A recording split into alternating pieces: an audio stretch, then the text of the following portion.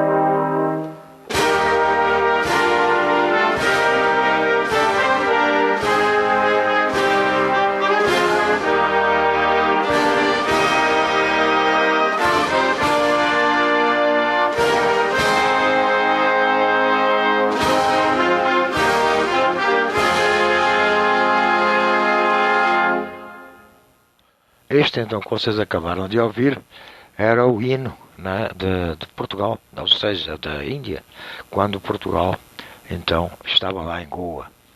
E Goa já era muito próspera antes mesmo da chegada dos portugueses. As trocas comerciais eram intensas, com a presença principalmente de hindus e muçulmanos.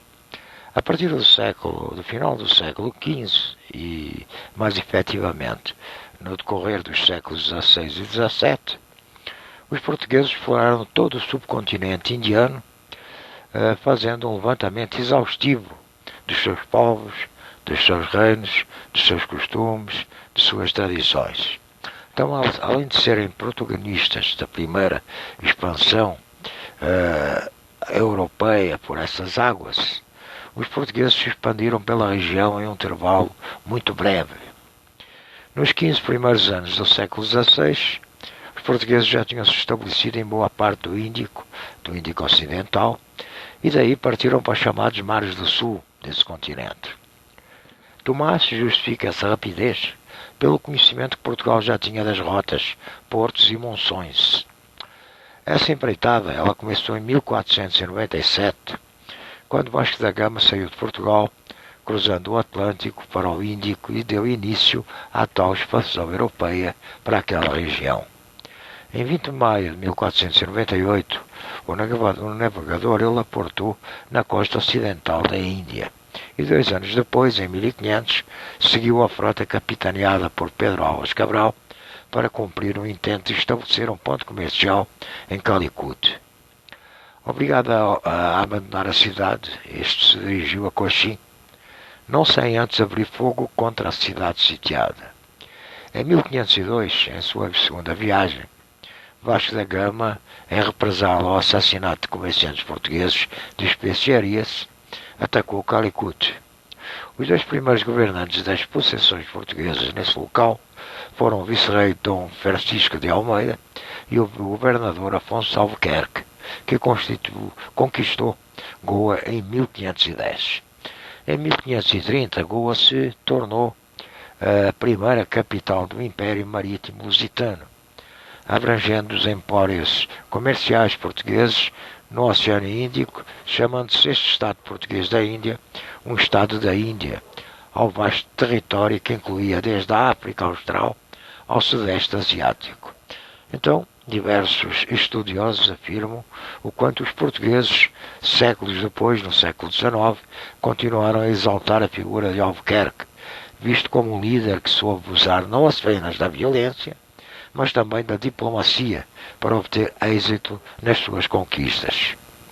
A ideia de Albuquerque era estabelecer o Império Português sobre 4 cabeças, ou seja, a cidade de Adém, que tentou conquistar sem sucesso, o Hormuz, conquistada uma primeira vez em 1508, perdida e novamente tomada em 1515, Goa em 1510 e Malaca em 1511. Fiquem por aí, vamos ouvir um pouquinho de música. Eu volto já sobre o domínio, falando com vocês sobre o domínio do Mar Vermelho.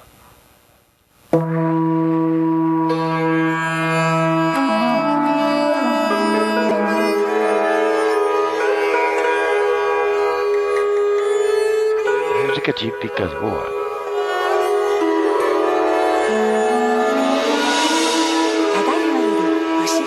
します。ゴアへの出発は今すぐなさってください。Madame, Monsieur, pour embarquement immédiat, Goa. Señoras y señores, para el embarque inmediato, Goa.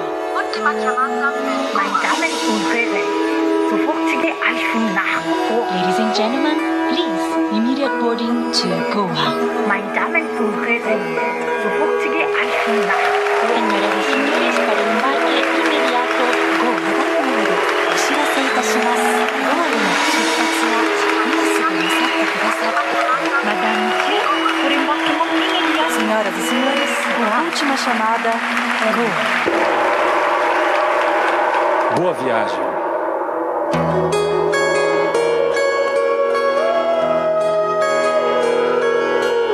Suas cores vivas, lindas, coloridas, de quem sabe mais e mais e mais e mais e mais viver a vida.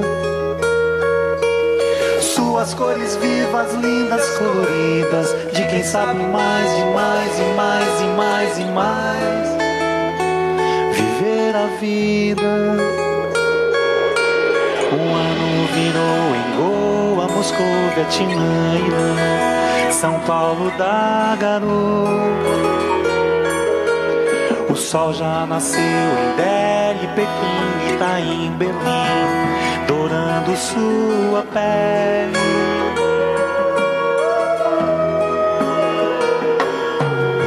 Das orientais a mais cosmopolita, e das brasileiras mais a mais a mais a mais a mais bonita. Das orientais a mais cosmopolita, e das brasileiras mais a mais a mais a mais a mais bonita.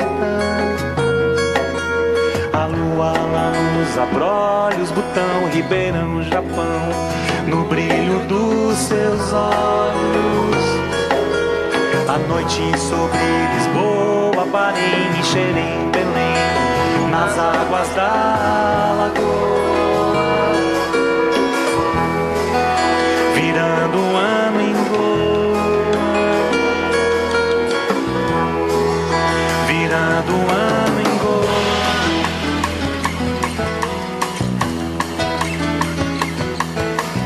Em janeiro, em Vanadeiro, te convido pra fevereiro, com você qualquer paradeiro que for. Lá no Cairo na primavera, ou no Cabo ou em Benguela, circundando toda a esfera eu vou. No verão quiçá seu convite, tantas rotas, nenhum limite, para Praga, Reykjavik, andou. No outono toda a Toscana, Réveillon em Copacabana, em Viena uma semana eu vou. No inverno quem sabe Roma, já ficou pra trás Barcelona, e viver é sempre uma soma a dois. Bem viver é uma viagem a dois. Bem viver em uma viagem a dois.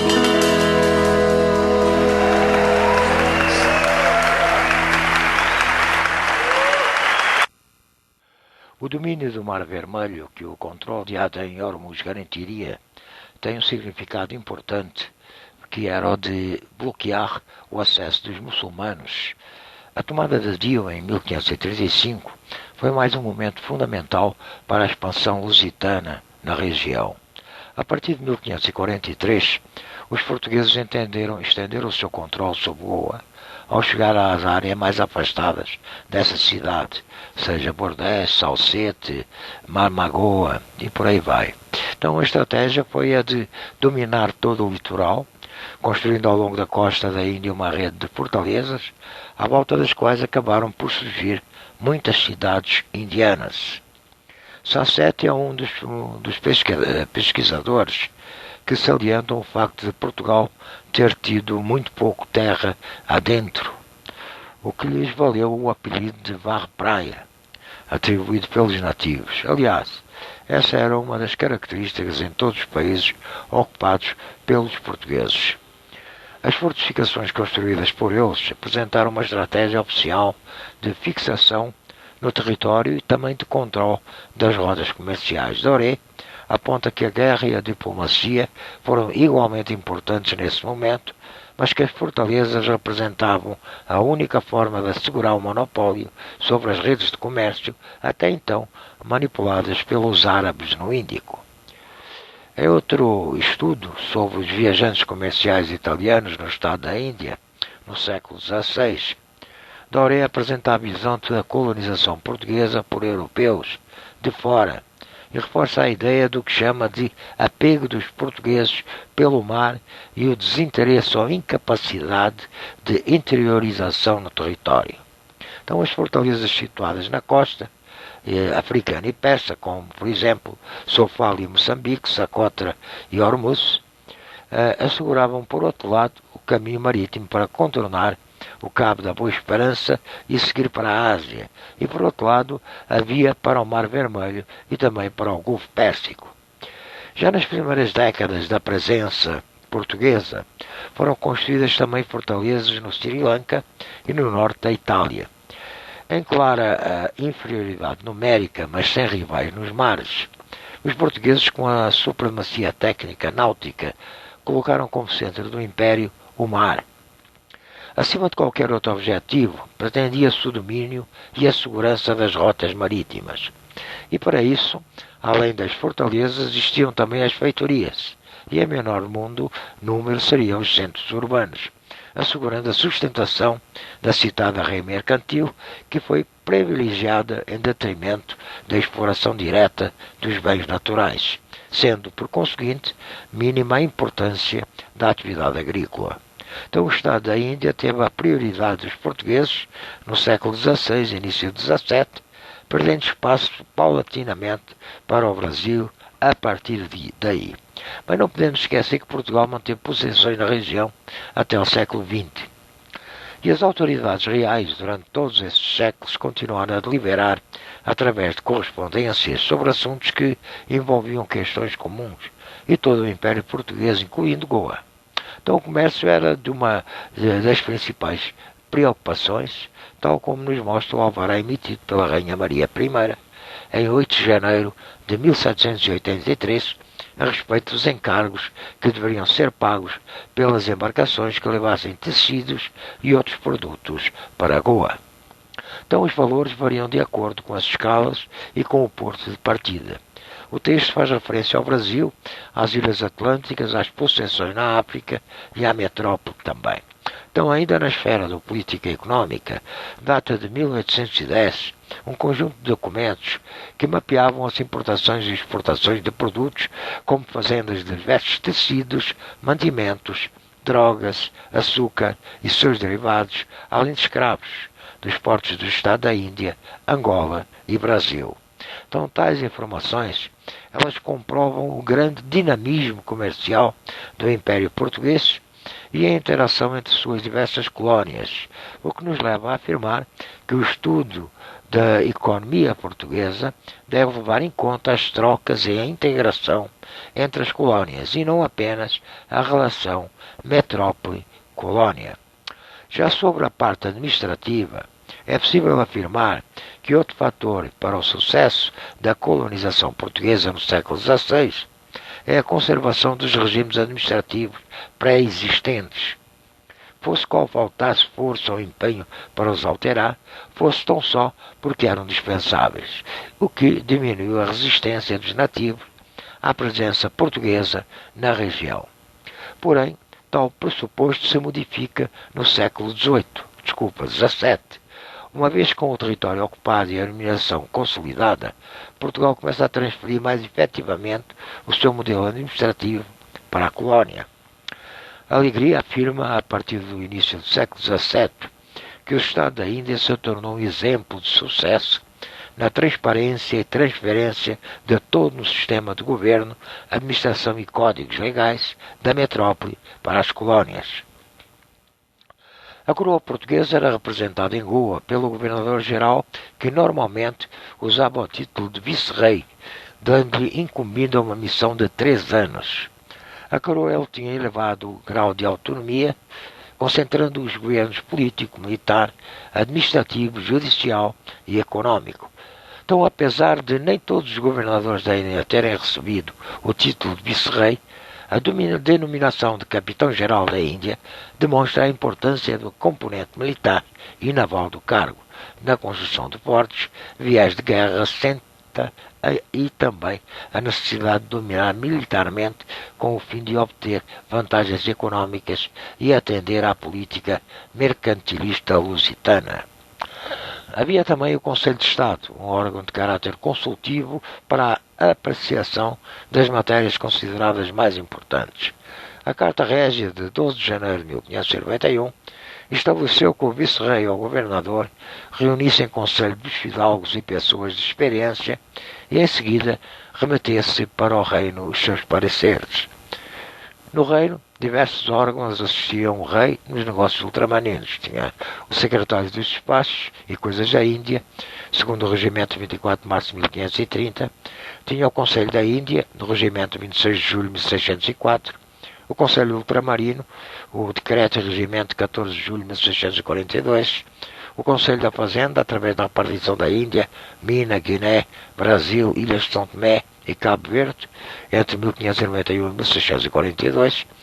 Tinha a repartição da Índia e armazéns de 1642 a 1804 e a repartição da Índia e ordens de 1804 a 1833, além da Secretaria das Mercês e Expediente, sob o alvarado de 29 de novembro de 1643, entre outras instituições.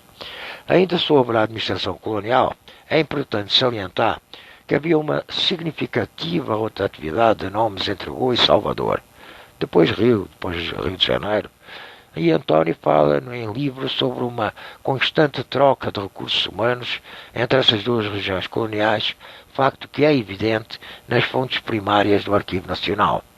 Vê-se aí uma enorme quantidade de cartas e ofícios emitidos do Rio de Janeiro, este já na condição de centro administrativo do Império Português, após as invasões napoleónicas e a fuga da família real para o Brasil, documentos que dão conta da transferência de autoridades entre a Europa, América do Sul e o continente asiático. Então, para citar um exemplo, nós temos o decreto expedido por Dom João VI, em 1818, em que ele ordenava ao bacharel João Maria de Abreu Castelo Branco que cumprisse com a função de desembargador na relação de Goa por 6 anos e que, quando terminasse os seus serviços no Estado da Índia, assumisse o cargo de desembargador da Casa de Suplicação do Brasil. Mais um exemplo é outro alvará de Dom João VI, em 1811, ordenando a transferência do Dr. António Gomes Pereira da Silva, chanceler da Relação de Goa e conselheiro da Fazenda de Lisboa, para ser conselheiro da Fazenda do Estado do Brasil.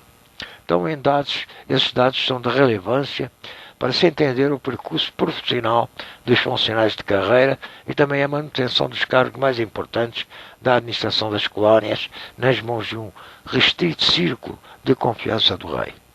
Ainda sobre a citada relação de Goa, é importante frisar que ela tinha papel central para Portugal na região, tendo a incumbência de julgar, em instância superior, os processos advindos de Moçambique. Então, o seu estabelecimento, já em 1554, demonstra não só que Portugal priorizava a colonização desta região, mas também que ele já estava em avançado nível de desenvolvimento, necessitando desse tribunal. Então, o facto da relação da Bahia ter sido criada em 1609 e a do Rio somente em 1751, é o indicativo sobre os momentos históricos em que tais cidades estavam em evidência para os interesses portugueses. Começando o século XVII, o poder português no Oriente, centralizado em Goa, estendia-se desde a costa oriental da África a Malaca, Timor e Macau, passando por Ceilão e São Tomé de Meliapor.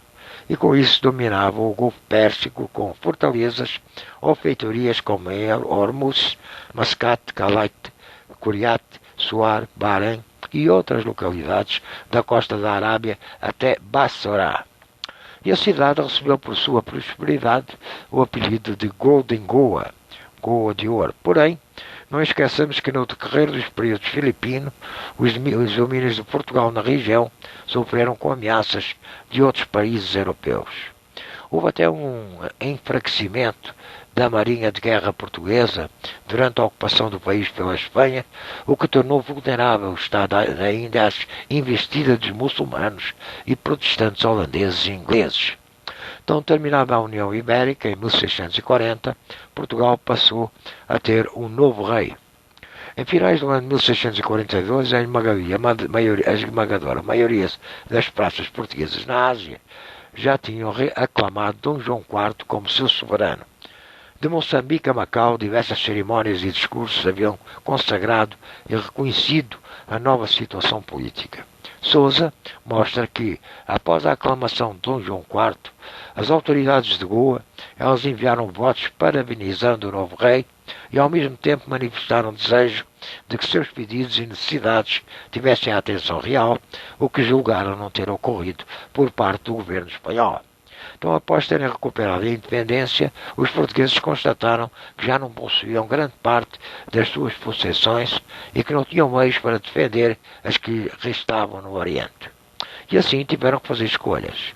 E a estratégia adotada foi concentrar forças em um número reduzido de regiões que fossem mais interessantes economicamente e onde o cristianismo lograra um êxito substancial. E assim, o Estado da Índia reduz praticamente a Goa, Damão, Diu e Bombaim. Já na Insulíndia, lhes restavam, após a ação holandesa em 1640, somente as ilhas de Flores, Solor e Timor. À época, os ingleses e holandeses encontravam-se firmemente instalados nos mares asiáticos e as dinâmicas políticas na Ásia haviam sofrido importantes alterações. O Japão estava sob a égide de Tokugawa e pusera termo ao comércio com os portugueses. A China encontrava-se com problemas internos e no ano 1644, o último imperador da dinastia Ming se suicidou. Na Índia, o Império Mongol estava próximo do apogeu, entendendo sua hegemonia e uma parte considerável do subcontinente. Por sua vez, a expansão omanita, sob a égide da dinastia Yarubi, representava uma crescente ameaça para os portugueses no mar Arábico e também na costa oriental africana. E nesse contexto, já a partir da primeira metade do século XVII, a atenção dos portugueses ao Atlântico preteriu Goa. E aqui o Brasil se tornou, então, o foco principal dos empreendimentos lusitanos. Então, além do comércio de açúcar, o tráfico de escravos entre os seus domínios da África e da América do Sul também gerava lucro, passando a receber cada vez mais atenção recursos humanos e económicos da coroa portuguesa. O Selfiud, ele aponta que, a partir da segunda metade do século XVII, não só o foco económico português já se consolidara no Brasil, mas também o centro da atividade da gravidade populacional dos portugueses ficou nas ilhas do Atlântico e nas colónias portuguesas ao redor desse oceano. Então, os britânicos, por sua vez, eram desde 1665 soberanos do território de Bombaim, um espaço fronteiriço do sul da província do Norte, adquirido ao Estado da Índia. Então a cidade ela foi negociada pelos portugueses aos ingleses como contrapartida pelo apoio inglês na guerra que Portugal travou com a Espanha entre 1640 e 1668. Além, claro, de capital, era também o centro religioso de Portugal na região. Saliente-se que o Estado da Índia teve forte presença das missões religiosas católicas. E nesse sentido vale destacar a chegada dos primeiros padres jesuítas a Goa em 1542 e a entrada dos agustinianos a partir de 1572. Então cabe agora ressaltar outra importante faceta de Goa, mas isso mais após mais uma musiquinha, agora a música de Goa com Belinda Fernandes. Vamos ouvir. Vou começar com uma canção goesa chamada Dekmin, que é uma canção folclórica. E se saberem a letra, por favor, cantem comigo.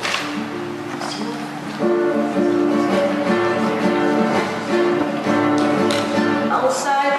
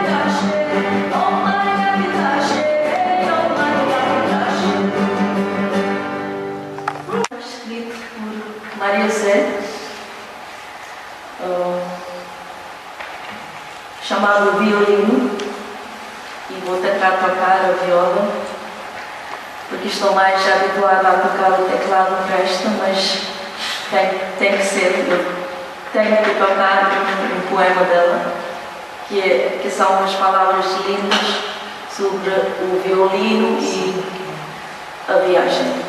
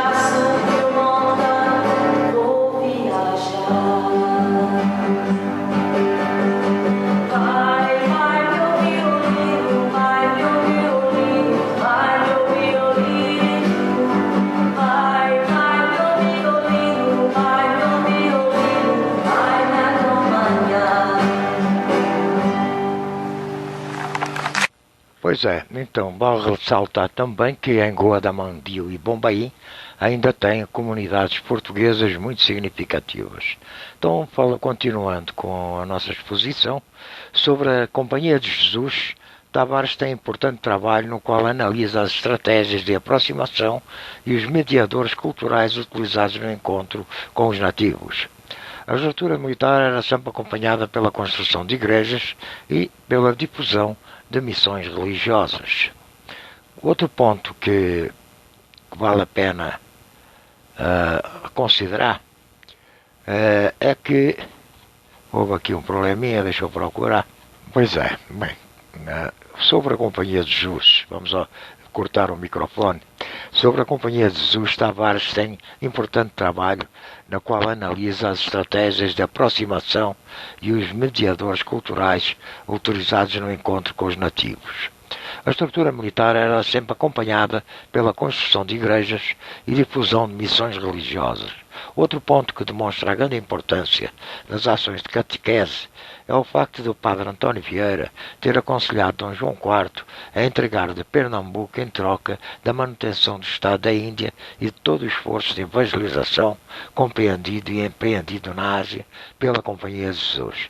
Essa frente asiática de cristianização era vista como fundamental para a expansão da fé católica e consolidação da Igreja.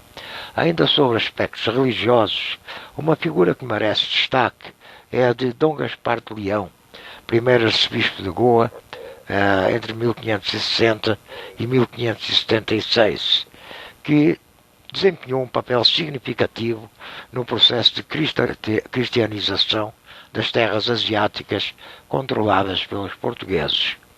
Durante o período em que Dom Gaspar administrou o arcebispo de Goa, foi criado o Tribunal de Santo Ofício e celebrou-se então o primeiro concílio provincial na região no ano de 1567 e foram redigidas as constituições do arcebispado de Goa em consonância com as determinações do concílio de Trento. Então, por seu papel central no empreendimento da evangelização na Ásia, Goa ela chegou a ser chamada também Roma do Oriente. Assim como ocorreu em outras regiões que receberam as chamadas missões, também no estado da Índia encontramos enfrentamento, pois mesmo parcelas da população convertidas continuavam praticando clandestinamente sacrifícios rituais próprios de suas tradições. Tavares lembra que o cristianismo vivia cercado por cidades e reinos não cristãos, que exerciam pressão e tornaram ainda mais difícil a permanência lusa e o sucesso do cristianismo na região. Já Xavier tem um estudo pioneiro sobre a periferia de Goa, onde aponta sinais de resistência, inclusive o assassinato de jesuítas pela população local das áreas mais rurais e distantes do centro. A pesquisadora salienta também a enorme importância política que os líderes religiosos adquiriram em Goa e fala da conversão como uma prática que misturava convencimento e força. Por um lado, com a construção de igrejas cristãs, muitas vezes nos mesmos locais onde existiam templos religiosos locais, que buscavam a aceitação pela mera transposição de valores do culto anterior para o cristianismo. Por outro lado, com a atuação do Tribunal do Santo Ofício, a violência e punição se mostravam práticas abertas e declaradas. Xavier explica ainda que mesmo quando o Estado da Índia vivia momentos de instabilidade financeira, os jesuítas continuavam a acumular riquezas. Então tal facto gerava rusgas entre a coroa e a Companhia de Jesus. Porém, as autoridades políticas sabiam que a presença dos religiosos era fundamental para o sucesso da colonização, pois que os avanços económicos e territoriais estavam estreitamente ligados ao sucesso do avanço da cristianização e também a consequente aceitação da presença dos lusitanos pela população local. Uma vez expulsos os jesuítas das possessões portuguesas em 1759, a Congregação da Oratória de Santa Cruz dos Milagres de Goa os substituiu no estado da Índia. Algumas décadas depois, em 1816, o grupo religioso enviou um requerimento para o rei Dom João VI, à época do Rio de Janeiro, centro do reino português por ocasião das invasões napoleónicas na Europa, falando da situação de penúria que viviam tais religiosos, com medo de perder suas propriedades devido a diversas denúncias da falta de pagamento dos seus compromissos. Na correspondência, os líderes de Santa Cruz de Milagres relembram os imensos serviços que haviam prestado a Portugal, dizendo que os arcebispos, os vice-reis e os governadores da Índia empregaram seus padres nas missões de Ceilão, Damão, Malabar e Goa. Lembram também que, após a saída dos jesuítas, os padres dessa igreja passaram a exercer a função de inquisitores na mesa do Santo Ofício.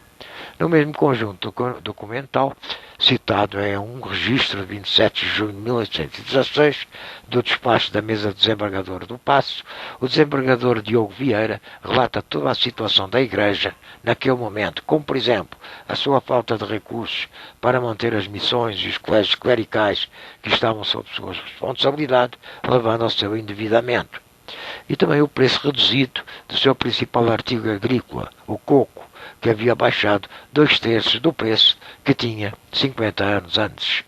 Quanto aos colégios de Rachol e Chorão, que serviam para a educação do clero secular de toda a Ásia, diz que foram oferecidos à congregação após a explosão dos jesuítas de Goa, o que se confirma no documento de 17 de novembro de 1761, presente no mesmo conjunto citado, da mesma forma como já tinha acontecido quando os padres italianos que foram enviados de Lisboa também saíram dali.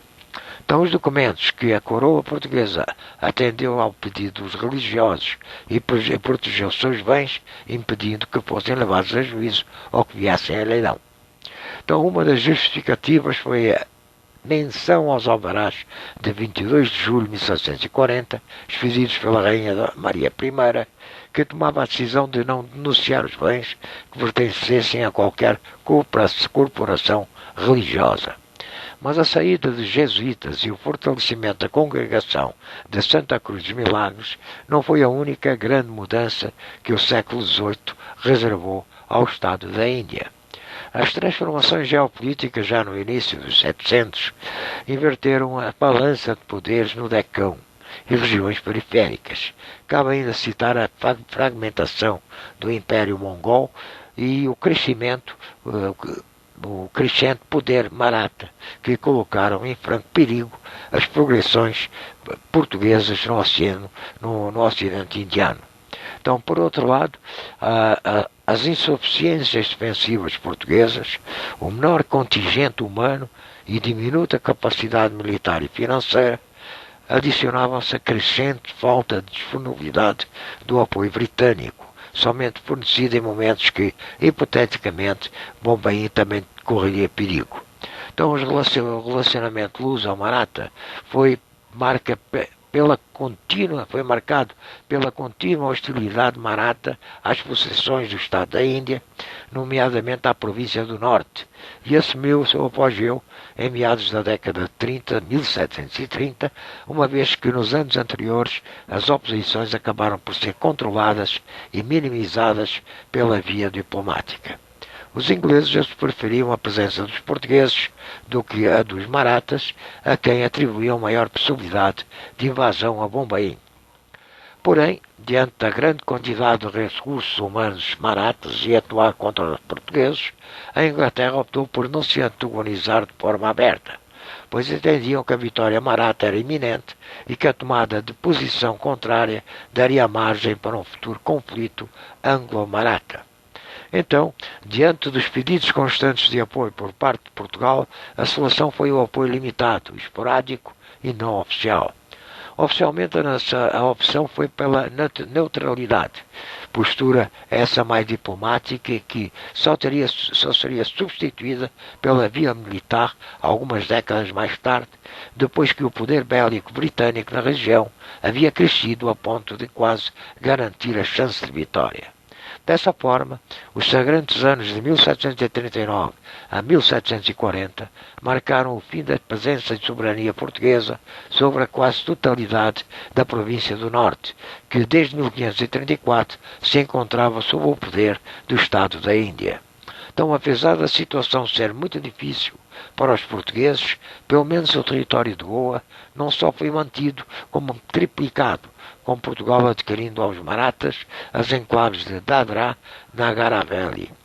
Isso nos anos entre 1779 e 1954.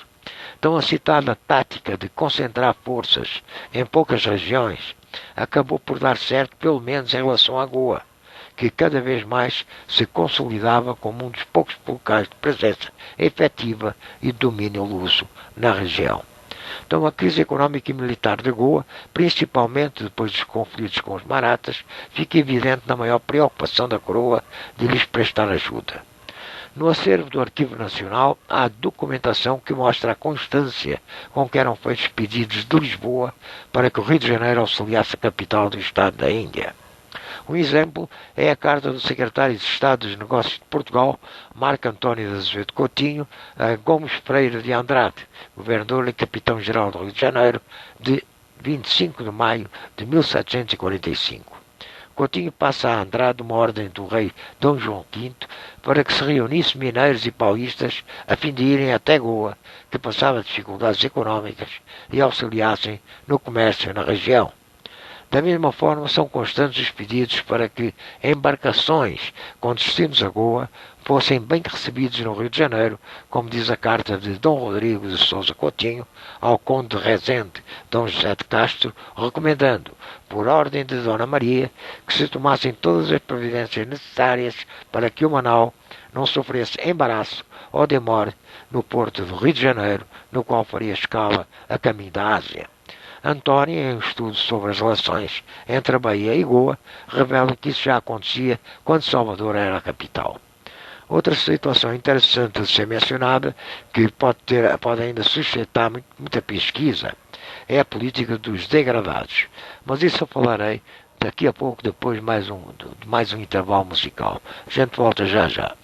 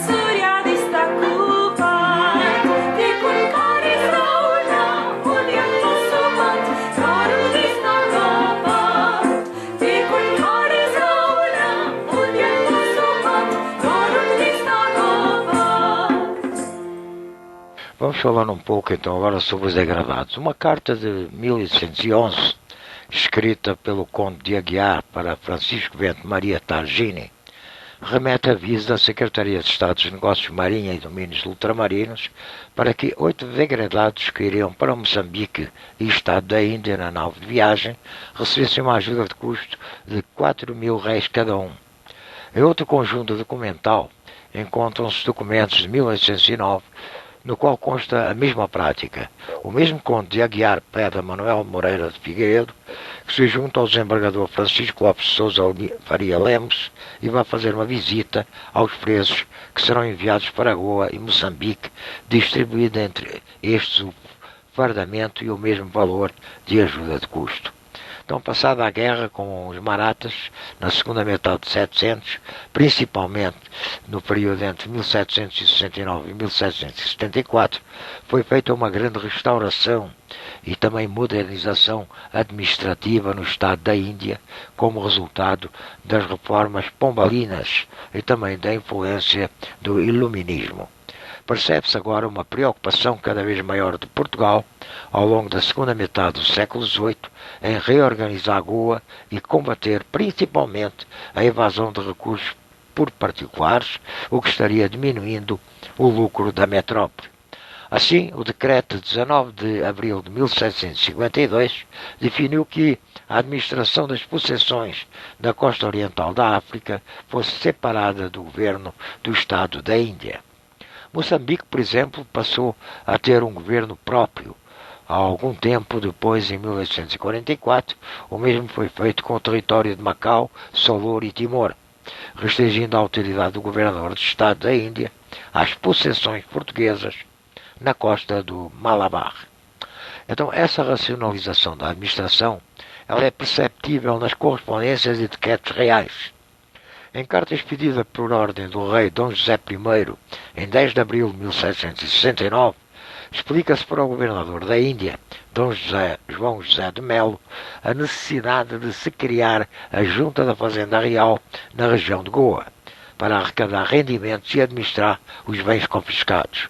Então a junta seria necessária devido ao grande atraso, descuido e malícia dos oficiais da Fazenda, o que nos indica práticas de corrupção e de fragilidade administrativa no Estado da Índia. Então note-se que aqui que a corrupção já era coisa nossa. Assim, mandou-se remeter ao erário régio uma lista de todos os bens do Estado da Índia. E com isso foi feita uma avaliação do rendimento dos ofícios de Estado e o seu envio a Portugal, assim como se realizou a reforma dos ordenados de alguns ofícios e extinção de outros, além de ser abolido o direito consuetudinário nos ofícios de Justiça e Fazenda, e de ser estabelecida uma reforma eclesiástica. Então, chegando ao século XIX, mais precisamente em 1843, uma importante mudança político-administrativa ocorreu no Estado da Índia. Goa é substituída por Panguim, que passa a ser a nova capital do Estado português na Índia. Ramos, ao analisar comparativamente a situação à atuação de Portugal nos Estados da Índia e no Brasil durante o século XIX, aponta as críticas que os portugueses da época fizeram sobre a colonização do Estado da Índia. O pesquisador explica que para os lusos a colonização do Estado da Índia só obteve real sucesso no século XVI e parte até do século XVII, tendo sofrido depois com corrupção, erros administrativos e principalmente com a falha dos portugueses em lidar com a população local. Porque ao invés de trabalhar para conquistar a simpatia e estima dos índios, a empresa portuguesa na região consistiu num puro exercício de violência, o que levou a longo prazo ao seu fracasso. Então, chegando ao século XX, vemos a perda de força na dominação e consequente independência das regiões da antiga Índia portuguesa que ainda restavam. Após a Segunda Guerra Mundial, 1939-1945, desenvolveu-se na Índia um movimento nacionalista que conduziu à expulsão dos ingleses em 1947 e à formação da União Indiana. Na década de 1950, ocorreu a saída dos portugueses dos territórios que ali ocupavam. E em 1953, a União Italiana decretou um bloqueio económico aos territórios sob domínio de Portugal e um ano depois ocupou os enclaves de Dadra, Nagar Haveli. Então, para superar o isolamento, em 1955, Portugal construiu aeroportos em Dublin, próximo a Goa, Damão e Dio, fundando uma companhia aérea, a TAIP, Transportes Aéreos da Índia Portuguesa. Mas a situação tornou-se insustentável e em 1961, Goa, Damão e Dio foram ocupadas pela União Indiana. A ONU condenou a ocupação, mas a resolução que exigia a retirada das tropas indianas foi vetada pela União Soviética. Então, a partir dos anos 1960, os nacionalistas indianos começaram a destruir sistematicamente tudo que pudesse lembrar a presença portuguesa na região. E isso com o fim do governador de Salazar, ou seja, do governo de Salazar, e após a Revolução dos Escravos, as difíceis relações diplomáticas foram retomadas e culminaram com o reconhecimento de Portugal à soberania da União Indiana sobre os territórios que a mesma havia ocupado. Enfim, esta é a história resumida do que foi a Índia Portuguesa.